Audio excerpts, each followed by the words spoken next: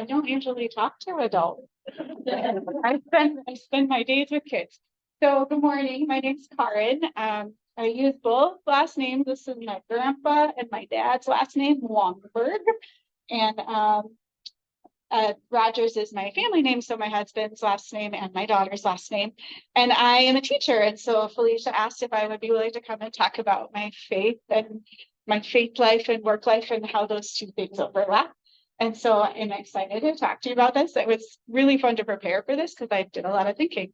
But I use both names and I tell my students do call me Ms. Wangberg Rogers. They're 7 and 6 years old, and some of them, their English is not their first language. So when they say my name, it sounds like Ms. Wobble Wobble sometimes. But they get there eventually, and I tell them that both names are important to me. Wangberg is like I said, my grandfather's name. He was a band director for his whole life and career, a high school band director. So he was a teacher, and my dad was a Lutheran pastor. My mom is also a Lutheran pastor. Her last name is Holman.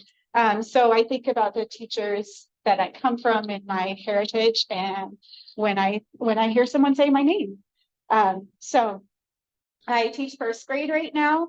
I teach at Harris Bilingual School, which is a dual language school, Spanish and English. It is not a neighborhood school, but it's also not a charter. It's a school of choice. So it's part of the public school system, but anybody who wants to go there has to choice in.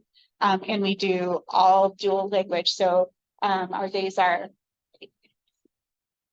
mostly in Spanish or mostly in English, depending on what week it is. And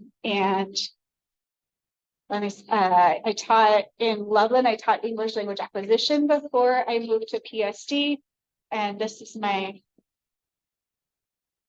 21st year of teaching, I think. So I've been doing it kind of a long time. And I taught 13 years at Harris before I switched to first grade, 13 years in kindergarten. So I think that's really probably closer to where I am as a kindergarten teacher. I love the little kids. So the stuffies are right at home here.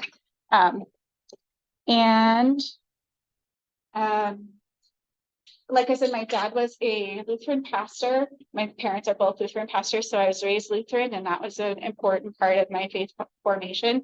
And after college, I did a program called Urban Servant Corps, which is under the umbrella of AmeriCorps. And we lived 10 roommates in one house, and we each had our own service learning, service work, or service and learning post, where we were working all day, every day. For a small stipend and a shared food budget, shared home improvement budget. And we shared the responsibility of taking care of the house together and feeding each other. And we had a Lutheran pastor, who was the facilitator for that group. So she did a lot of community building things with us and helped us understand what it means to live in an intentional Christian community. So that was a huge part of my faith formation as well. As I was preparing for this class, I thought, okay, if I'm going to talk about faith and work, I have to think about what my faith means to me, or what I think I believe.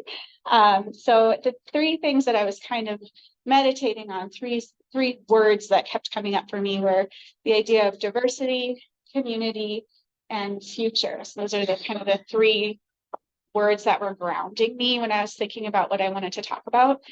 So hopefully you'll see some examples of how I believe my values of diversity, community, and belief in the future come from my faith and are reflected in my daily practice as a teacher. And I don't know, I think I want to say that my job as a teacher does feel like a call to me. And I meant to look it up and I forgot, but there's a quote, is it Bonhoeffer, who said something about your deep joy meeting the world's great need? Is that Bonhoeffer? Biegner, different German B. So that's a quote that stuck with me as I was thinking about what I wanted to do when I grew up. And I do really enjoy being with the kids I work with every day. I love seeing them figure things out and facilitating their growth and build in relationship building with each other. So what some of the stuff we're going to do today is going to feel more like you're in my classroom rather than listening to me talk about my classroom, because I really couldn't think of just lecturing for an hour. And I think this will give you a feel for how my faith plays into my work, and hopefully it will be fun too. If anything makes you uncomfortable, it's totally fine for you to just say like, I'm out, I'm not doing this.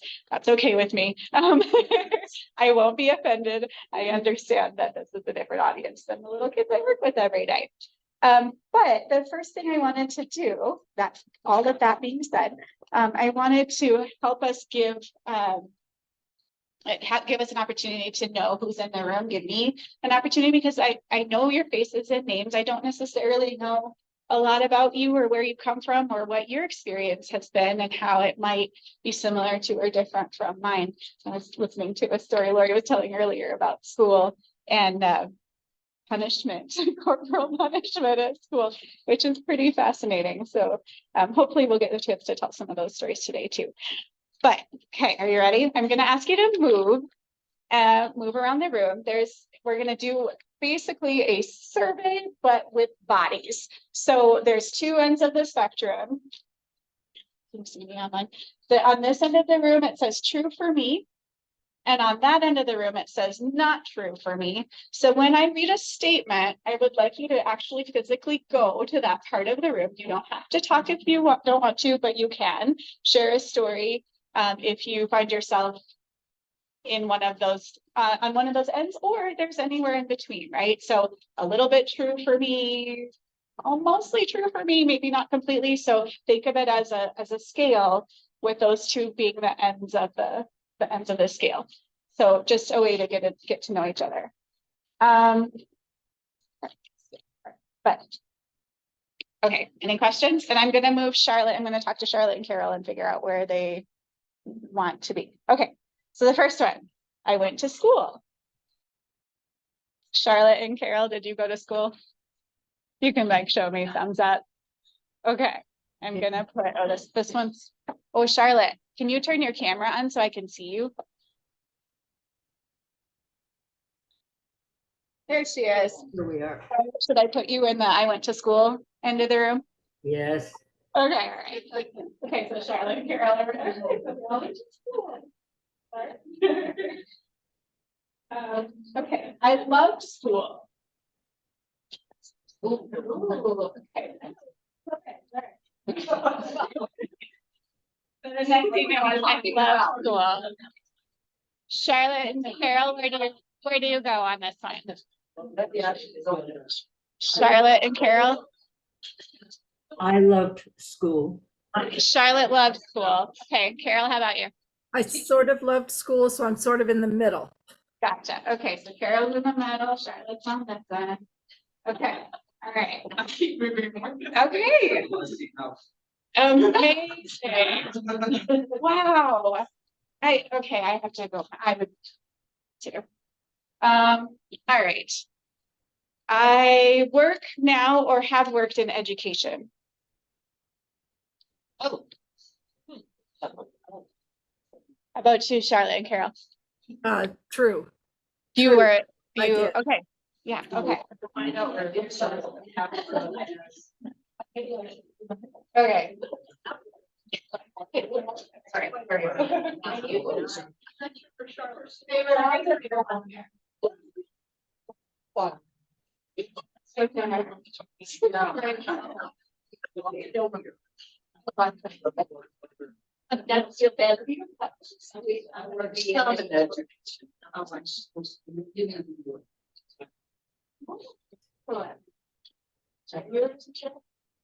Right.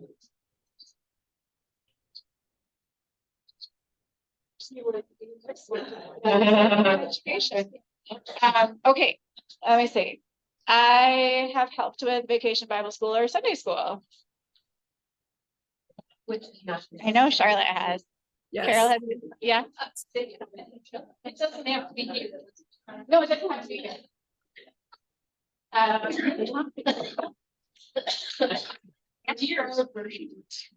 Charlotte, where did you want to be? Charlotte, you helped with VBS, right? No. No. Okay. Okay. All right. I have raised children. They have to be gone. No. Maybe They are. Let's see. Charlotte and Carol, did you raise children? No, No, not my own. Oh, well, okay. Right. And let's see. I know a lot about what school is like these days. That's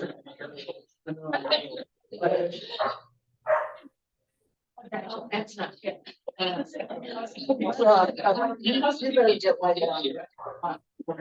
I hear a lot of stories. Sure. Yeah. Yeah, for sure. Fine. Okay. All right. Cool. Thank you. All right. Thank you for playing along. You can sit back down wherever you feel comfortable.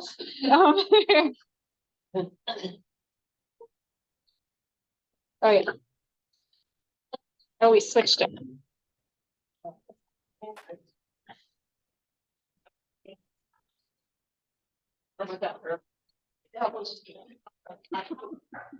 Been there for years. I just put it there, so I was keeping it off.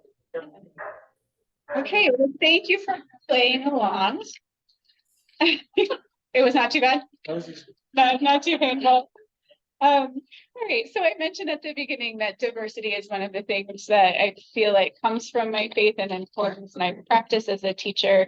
I believe firmly in the truth of science, which I believe it comes from God. I believe that the amazing creation that we have, it's so awesome that I can't reconcile the idea that that's all a coincidence. And so when I think about my faith, I just can't get to the place of thinking that this cosmos that we live in and the way that we are connected and different and that we all exist, it just can't be an accident as far as I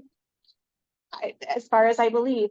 And I believe that diversity and our different experiences, that the different people we are, the different ways of being human are a gift from God, and that there are lots of beautiful ways to be human. And I do believe that all students and families belong. So, of course, in the public schools, you have all different kinds of family structures. Everything, kids raised by their grandparents, kids being raised in foster homes, kids being raised by people who are in loving and multiple parent households. So this was a new one, but there's a couple who have included another woman in their relationship, and so it's a three-way partnership of parents that all live in the same house and are loving with the children, and that was a new kind of relationship, a new kind of family structure that I started getting to know those kids. And I just believe that it doesn't that it's wonderful and beautiful, and that it, rather than ignoring that or trying to kind of sweep that under the rug and say, oh, your family is really different.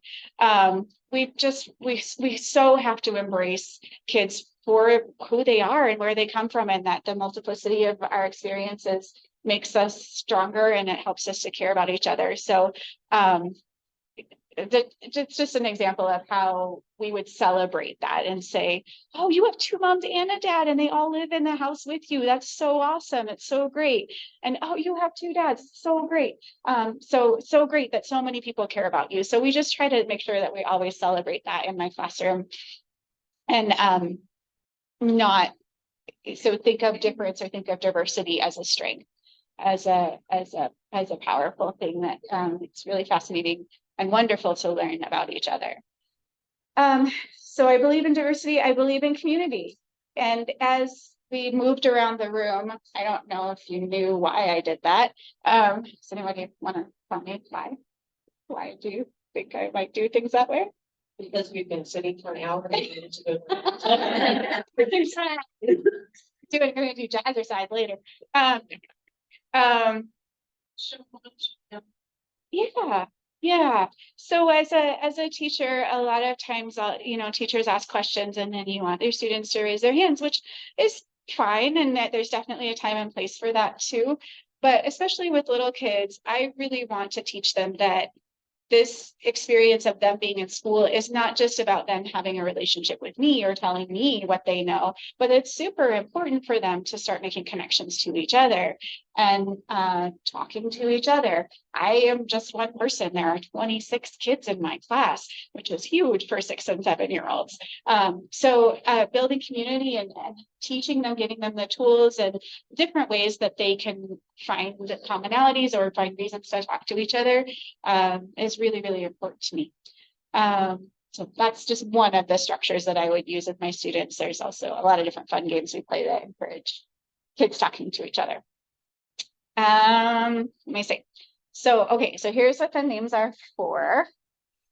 I would like for you to talk about some story, and you can talk to anyone who's next to you. If you find yourself not next to anybody, please scoot next to somebody. It's okay to be a partnership or a group of 3, but talk about one of the stories that you wanted to share as we were talking about those questions. So to go back to the questions, one of them that had a lot of different variety of answers was I loved school. And so if you want to tell a story about why you put yourself where you did on that spectrum, thinking about the question about working in an educational setting, if you want to just share that story, but share with somebody near you what you are wanting to say about that. And okay, this is what the hat is for. This is also something I do with my students all the time. Although their names are permanently on chopsticks. I have their names on chopsticks and I just pull a stick. But I will ask my students to talk to each other. And then I'll tell them, okay, I'm going to need you to come back in 10 seconds. And I put it up on my fingers like this. And then when I get to 0, you can end your conversation. I tell my students to say, nice talking to you. So some of those like little niceties. And I also encourage them to gently, if a friend is like still talking and still talking, just do that. So I encourage them to coach each other that way. So it's not just like you have to be quiet now. It's not how I run things. So are you ready? Do you want questions again? Yeah, sure. Okay, so some of the things I said. Went to school. I loved school. I work in education or have worked in education. I have volunteered. Oh, I forgot. I skipped that one. I have volunteered in an educational setting. So if you'd like to talk about that one too. I have helped with Vacation Bible School or Sunday school. I have raised children. I know a lot about school is like these days. A lot of things that you could talk about if one of those like strikes a story. Okay, go. You can talk. Carol and Charlotte, do you have a story about school you want to tell? Or The one that I thought of was Yes. when you asked about children. And my husband and I chose not to have children, but we also chose to have other children of other people in our lives and spend time with them. And they've become very important. So I just wanted to expand on that. yeah, thank you for that. I think that's, yeah, I think that's included in raised children. Like it takes a village. I do believe that. So how old are those kids now? Are those children? Oh gosh, one is 40, another is 45, Wow. another is 20, gosh, Okay. 25. And how did you get connected with them? Mostly through church, but then Okay. also through hiring them as teenagers in the summer to be helpers here at home. And Okay. we invested time in them, not just work time and paid time, but took time to get to know them as a person and what school was like for them, what they were doing in their lives, and just got to know them as a person and included them in many of the things that we did, as a couple. Oh, that's really cool. Yeah, I had adults like that in addition to my parents that one of them took me shopping for a dress when I was like 12. Yeah. It's just a really a cool way to have another person be invested in me. I do believe it takes a village. Charlotte, what were you thinking about? Let me pass on that, Karin. I'll let Carol's story stand. No fair. Charlotte, would you say you feel like you know a lot about what school is like these days? No, I only read some things, hear a couple of things secondhand. Both boys and girls are having trouble. Yeah. So in what way? Like I there's a lot out there about kind of the dire situation. What have you read? Lots of depression and suicide thoughts. Yeah. And boys always being about a year or two behind girls socially. Yeah. That's definitely heavy on our minds as educators right now. And I know it's also heavily in the media. So yeah. So I am going to get there. I will talk about that. So good. Thank you for chiming in. All right, I'm gonna call the group back.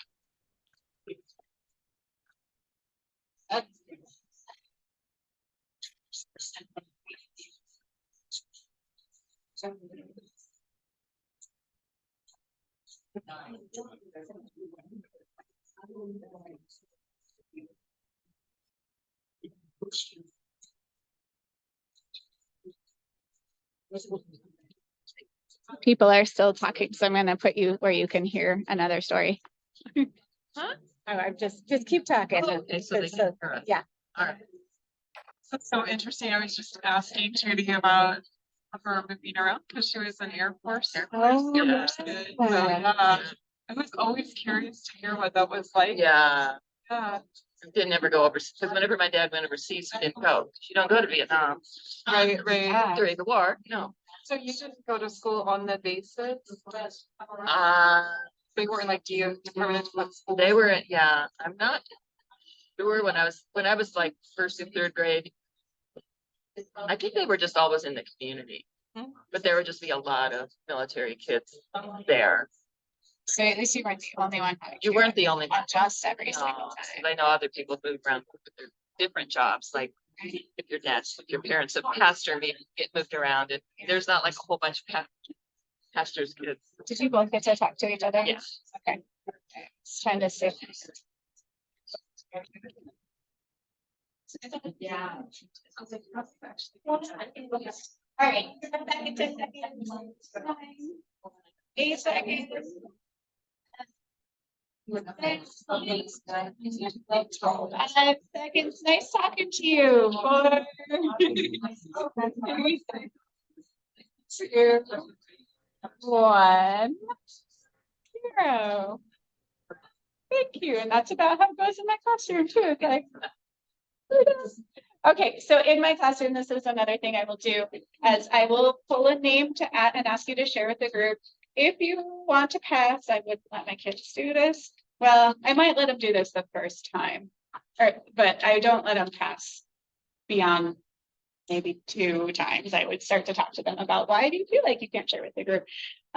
Because now that everybody has had a chance to talk with the person next to them, hopefully there's the pressure is off, right? So rather than me just like cold calling, you tell me what you wanted to say.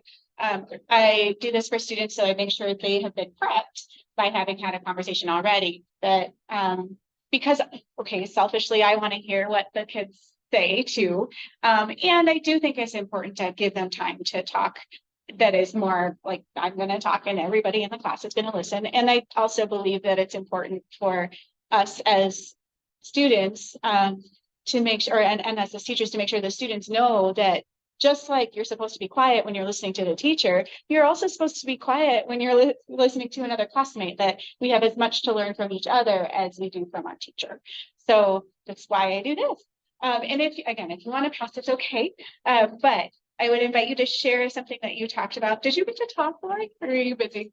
I pulled your name. Did you get to talk to anybody? No. Would you like to share something? Sure. Okay, And and then I'll wander around with the phone after that for everybody else. okay. So I guess the education question, I used to help out with Vacation Bible School when we were back in the Elizabeth Street location, and I loved the hanging out with the kids. We did the labyrinth once together, and that was really fun. So that was kind of my highlight. Cool. Okay. Here, Lori. Yeah. And see. And you can even just talk about what you said to bring or what. So. Okay. Well, Gray said he didn't like school much, but he did like his friends, and that it, coming home was a little hard. His father, his father died when he was 7. And so I guess he was probably having, well, that's my assumption, not in fact. But I think he liked to be out with his friends was the main thing. And I think that's about all I can tell you. Well, his friends were an escape, but he didn't know felt like he doesn't know his father that well. Yeah, okay. So thank you. Again, listening to each other, talking with each other, is another thing that's really central to my faith is the belief in community. So thank you for preaching the sermon that you preached this morning. I was like, oh, this is all the things that I want to say. So I do believe in building community, and that living in community with the people that we share our classroom with every day is super important. Charlotte mentioned that what she's heard in the news about schools is a lot of like nervousness, fear, and concern about students' mental health. And so a lot of what we do is trying to build community, is trying to make sure we're supporting kids to see school as a safe place, to know that they belong and are included. So with that, we're going to do circle time. I don't know if you've heard from your kids about doing circle time. Circle time is something that district-wide at Poudre School District, they're encouraging us to have students in circles. And the purpose for circles is, again, more community building. And I just want you to experience it because I think it's really powerful. So if you would, again, move. We're going to set up a circle, and I think there's enough space for us here. And if we need to move a few chairs, we will. I will put Charlotte and Carol on a chair in the circle, and so that we remember to, I'm going to take this with me, so we remember to talk to them too. And then I'll tell you what we're going to talk about in the circle. So go ahead and set up the circle. Just one big circle. Yep. Sitting or standing? We can stand or sit. It's probably more comfortable to sit. My first graders sit on the floor, so we probably don't want to do that. How are we doing? Yeah, there should be enough chairs, or close anyway. I think we're close. Okay, I'm gonna put Charlotte right there, and I'm gonna put Carol right here. Okay. Charlotte and Carol, you know you're part of this, right? You can see yourselves. Okay. All right. Yes. Okay. Yep. Yeah, you're right there. Oh, and okay. And when we do a circle in my classroom, we talk again about the agreements for the circle. I need my talking piece. Lori, can you reach behind you and get the dinosaur that's there? It's the rest of you guys. And this is how to set up our circle. This is aesthetic. And he is also a puppet. Hello, Esteve. Hello. Esteve is the Stegosaurus mascot for my school. And we use Esteve as a talking piece. And so the students, of course, want to put him on their hands, which I let them do. And then if they're feeling shy today, they can always tell Esteve to say what they wanted to say if they're feeling like they aren't ready to say it out loud. So when we do a circle, our agreements are that we will respect the talking piece, which means that whoever is holding Esteve is the person who's talking. We speak from the heart, we listen from the heart, we trust that we will know what to say. That one's kind of hard sometimes, especially for adults, I think. As somebody else is talking, you're thinking about what you want to say. So try, if that impulse comes into your brain, just try to push that away and trust that you will know what to say when it is your turn, and then say just enough. So as we do a circle, we always have a prompt or a question that we ask. And then that we're thoughtful about those prompts. We try not to say, what's your favorite anything? That can be sort of, it can be too much pressure. And so instead, any question that's like, what's your favorite? Instead, we just say, what's a color you really like, instead of what's your favorite. That way you don't have to have the right answer about which one is your favorite. And then we stay away from questions that are going to exacerbate or overemphasize differences in socioeconomic status. So I don't usually ask a question like, where did you go this summer? Because that can be, Disneyland for somebody, and then the kid who didn't go to Disneyland feels like they don't belong. So the question we're going to talk about today is, think of a smell that makes you happy. Think of a smell that makes you happy. And as I pass the talking piece, after each person talks, we acknowledge, we try not to say, oh, me too, but rather just acknowledge with 2 snaps, or in 6 and 7-year-olds, you usually have to go because they aren't very good at snapping yet. So just 2 snaps, it just means I heard you. That way we're not applauding or cheering for one person and not the other. So just 2 snaps. So, and I'll go first. A smell that makes me happy is the smell of smoke, especially cigarette smoke on a person's body, which I know sounds bizarre, but my uncles were smokers. They're not anymore, thank goodness. But they smelled like cigarette smoke. And every time I would see them, they would pick me up and give me a big hug. And it was just a place I felt safe and happy when I was a really little kid. So I love when people smell like cigarette smoke.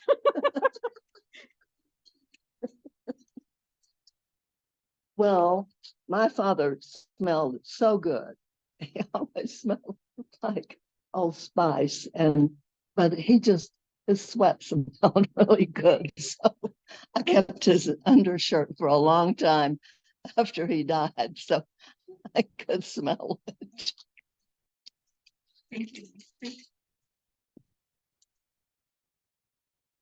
I love the smell of a campfire.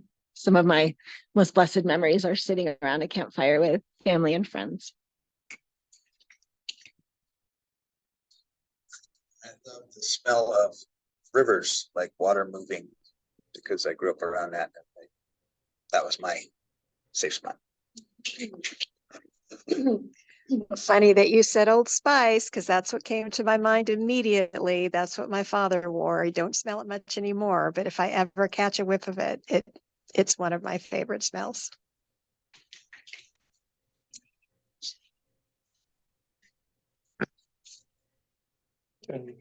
Terry. There you go. And then Terry can hold it for Terry. Okay. I love the smell of salt water, smell of salt air, as in near the ocean. I grew up near there, and it reminds me of my family and happy times. To that, but also the smell of a running track, especially on a hot day. What was that? Oh, running track. I thought you said wine track. And I think of things baking, especially bread or special things that are being baked. I love the smell of chocolate. I remember visiting Hershey, Pennsylvania, and it just, the whole town smells like chocolate. Oh, Fresh rain and an apple orchard. I was going to say that too. I love the smell of the air after it's rained. Mhm. And I love the smell of a campfire. I love the smell of German Shepherd puppies. I've had 14 of them and I miss sniffing them now.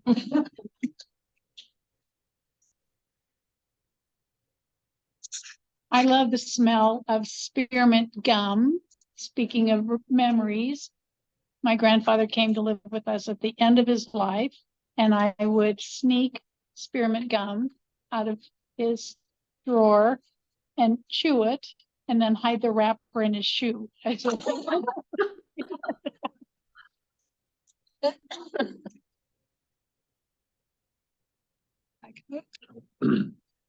love the smell of coal burning because I would smell it in a small port town in southern part of Chile when I was a young man on a sailing ship there.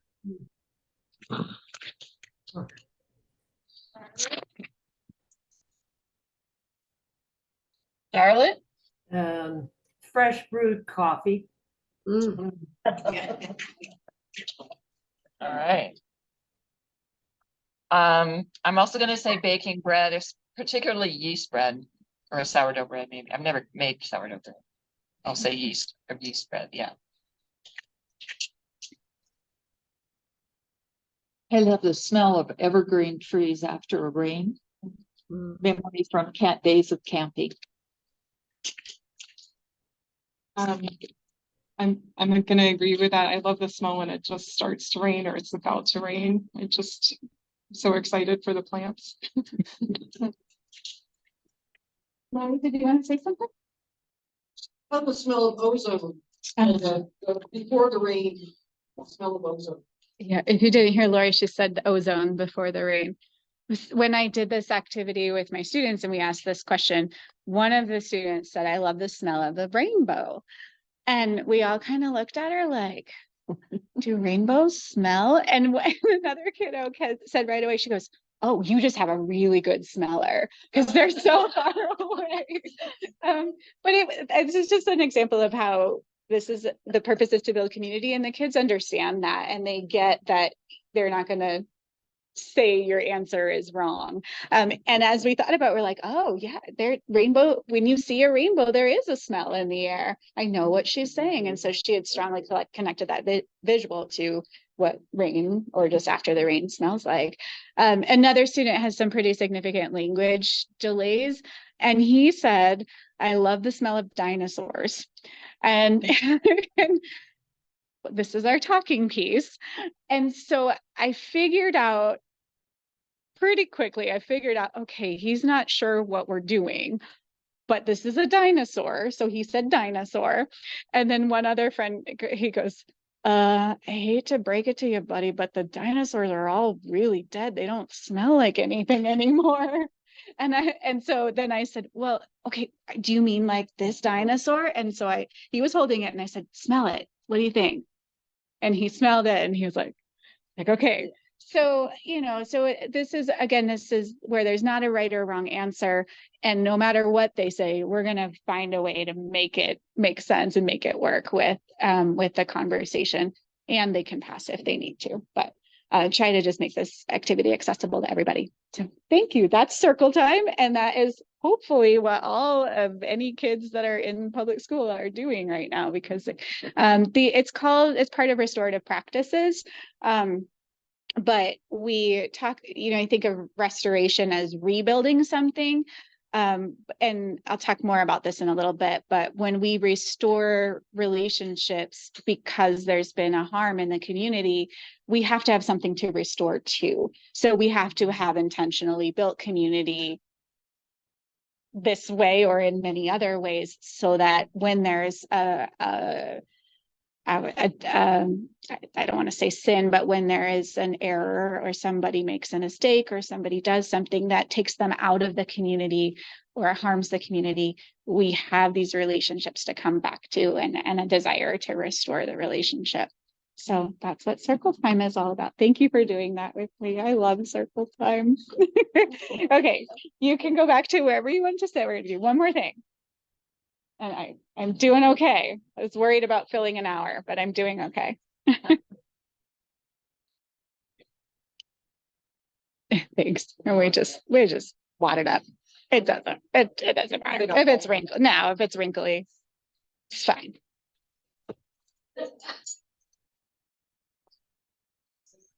Yeah. What's your plan? It's like, that's like, you got a marker.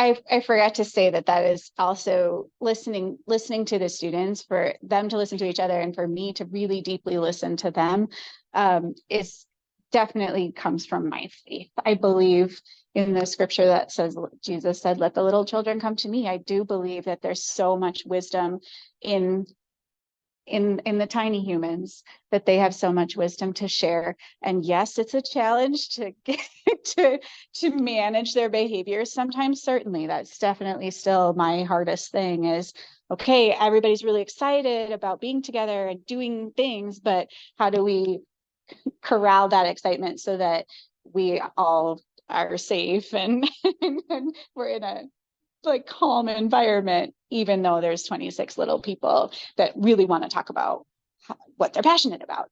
Totally makes sense. So we try to find a lot of different ways that all students can be included in that. So again, those that go back to the values of diversity and community. The last thing I was wanting to talk about was the idea of future. And that is another thing I really strongly believe in. I've talked to people a lot recently who say we're doomed. I think there's a lot of, I just think that's a very much in the media right now, that the polarization of our political climate. It seems, I think it's easy to get into a space where it's hard to imagine how we're gonna move beyond that, beyond not only political polarization, but climate crisis and poverty, the gap getting bigger instead of smaller. Like Charlotte mentioned, mental health crisis for kids. There's a lot of challenges, and I think the way I look at that, my mother, the Lutheran pastor, says that this comes from Luther. She was like, Karin, that's the small catechism. And I was like, well, I don't remember, but I know I did confirmation. I was in Lutheran confirmation and my mom was my teacher. But my mom said she remembers, she became Lutheran as an adult. She was a UCC baptized when she was like 12 years old. So her family didn't go to church initially. And then they started at UCC, very relaxed kind of Protestant. And then she became Lutheran as an adult and then became a Lutheran pastor. And she said to her, the small catechism was really astounding or revelatory, because it talks about the commandments, not just in what we're not supposed to do, but also what we are supposed to do. So for example, in Luther's Small Catechism, the 9th commandment says, you shall not covet your neighbor's house. And Luther says, what does this mean? It means we are to fear and love God so that we do not try to trick our neighbors out of their inheritance, but instead be of help and service to them in keeping what is theirs.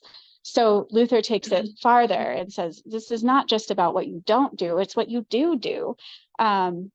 So that's interesting reading. I had forgotten that completely, but it's definitely how I see the world and I see my job.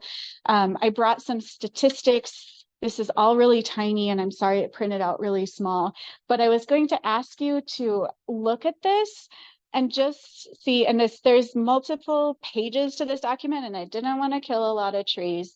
But as you look at this, are there things, I'll keep going.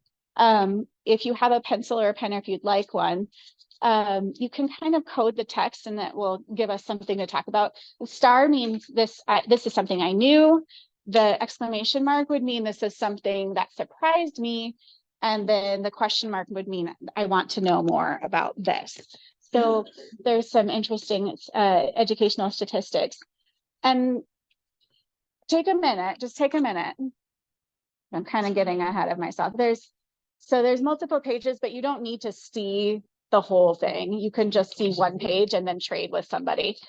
These statistics come from the government, from the national government, and it's a report.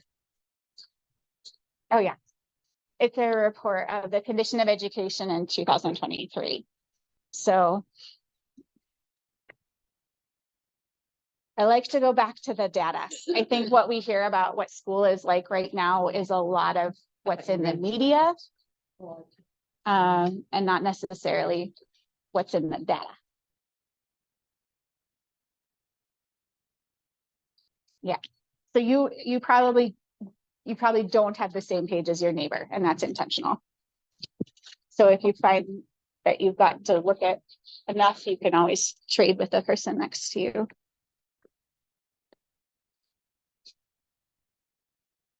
Does anybody want a pen to mark something that you want to come back to and talk about? Would you like a pen to mark on it? It's up to you. So this is the first page if you want to see it. Sure. Oh, you have the first page. This is the second. There you go. Yeah. So Charlotte and Carol, the statistics I'm sharing have percentages of graduation in 2019 versus 2021, and it talks about characteristics of children's families. For example, the highest level of education attained by parents of children under age 18, for children who are living in households in which no parent had completed high school.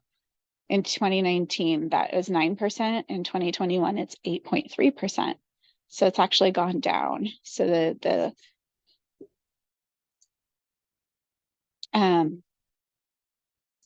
so children living in households in which no parent had completed high school, the percentage of children who are in households where the parents are not high school educated has gone down, which I think is a hopeful sign. I should have sent this file to you electronically.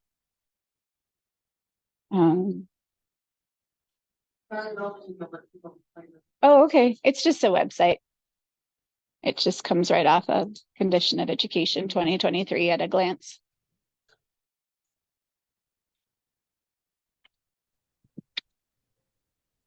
It's just the Condition of Education 2023 at a glance.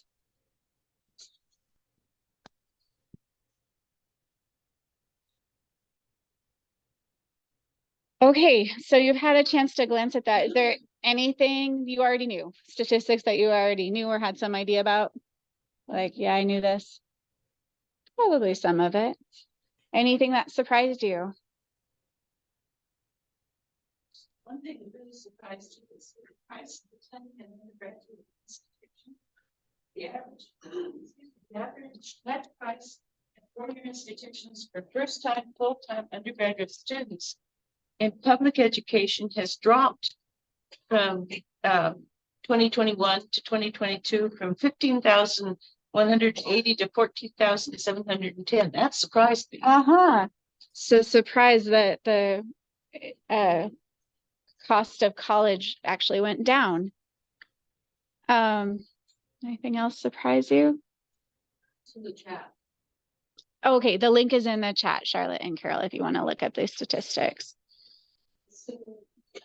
It surprised me is that the amount of funding towards education is still the same or higher? Yeah. Yeah, the amount of funding is the same or higher as what it was before, funding for schools. And I don't show you this to tell you that the picture is rosy. I mean, I think that in schools we have a lot of challenges, and any, the people who also work in schools, especially at university level, the funding is going down for universities. I know that my husband works for CSU. But the way I look at all of these figures and statistics as, instead of this being a sign that we're doomed, I look at these as indicators of where we need to focus our work and how we're going to move forward. And that belief, or that way of being, is definitely informed by my faith. I do believe in a gospel of peace and reconciliation. I believe in recognizing our mistakes and figuring out how we're going to move forward and get beyond them.